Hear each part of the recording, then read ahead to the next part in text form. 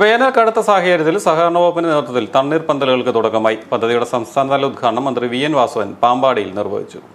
കനത്ത ചൂടിൽ വലയുന്ന യാത്രക്കാർക്കും പൊതുജനങ്ങൾക്കും കുടിവെള്ളവും സംഭാരവും അടക്കം സൗജന്യമായി ലഭ്യമാക്കിയാണ് സഹകരണ വകുപ്പിന്റെ നേതൃത്വത്തിൽ തണ്ണീർപന്തലുകൾ പൊതുസ്ഥലങ്ങളിൽ ആരംഭിച്ചത്. കോട്ടയം പാമ്പാടി സർവീസ് സഹകരണ ബാങ്കിന്റെ നേതൃത്വത്തിൽ പാമ്പാടി ബസ് സ്റ്റാൻഡിൽ ആരംഭിച്ച തണ്ണീർപന്തലിൽ നിന്നും കുടിവെള്ളം പകർന്നു നൽകി മന്ത്രി വി.എൻ. വാസവൻ പദ്ധതിയുടെ സംസ്ഥാനതല ഉദ്ഘാടനം നിർവഹിച്ചു. ചൂട് ഉയർന്നു നിൽക്കുന്ന സാഹചര്യത്തിൽ പൊതുജനങ്ങൾക്ക് സഹായമാകും വിധം സംസ്ഥാനത്ത് എല്ലാ സ്ഥലങ്ങളിലും തണ്ണീർപന്തലുകൾ ഒരുക്കാൻ നിർദ്ദേശം നൽകിയതായി മന്ത്രി പറഞ്ഞു. മുഖ്യമന്ത്രിയുടെ നിർദ്ദേശാനുസരണം കഴിഞ്ഞ വർഷവും സഹകരണ മേഖലയിൽ തണ്ണീർപന്തലുകൾ ഒരുക്കിയിരുന്നു. എല്ലാ ബാങ്കുകളും അവരുടെ മേഖലയിലെ പൊതുവിടങ്ങളിലും വ്യാപാര തെരുവുകളിലും ആവശ്യാനുസരണം തണ്ണീർപന്തലുകൾ ആരംഭിക്കുമെന്നും വേനൽ അവസാനിക്കും വരെ ഇവ നിലനിർത്തുമെന്നും മന്ത്രി പറഞ്ഞു. നമ്മുടെ സംസ്ഥാനത്ത് വേനൽ കടുക്കുകയാണ്, നമുക്കറിയാം.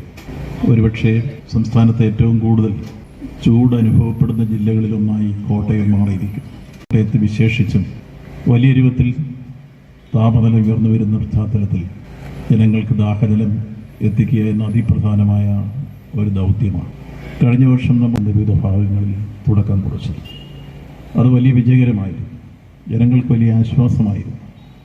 യാത്രക്കാർക്കുൾപ്പെടെ പല മേഖലകളിലും ദാഹജലം ലഭിക്കാത്ത പശ്ചാത്തലത്തിൽ സഹകരണ മേഖലയുടെ ഈ തണ്ണീർപന്തൽ ഏറ്റവും ആശ്വാസകരമായി വരുന്നു എന്നുള്ളതാണ് അനുഭവത്തിൽ കാണാൻ കഴിഞ്ഞത്.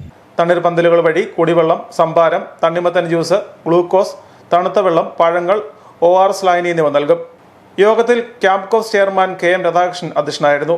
അഡ്വക്കേറ്റ് റെജി സക്കറിയ, ഗ്രാമപഞ്ചായത്ത് പ്രസിഡന്റ് ഡാലി റോയ്, ബ്ലോക്ക് പഞ്ചായത്ത് അംഗം CM മാത്യു, ഗ്രാമപഞ്ചായത്ത് അംഗം KM Thankappan, panchayat vice president P Harikumar, Pampady service സഹകരണ bank president VM Pradeep Kumar, bank vice president Anil Ninan, board അംഗം KY Chacko, secretary KS Ambili എന്നിവർ പ്രസംഗിച്ചു.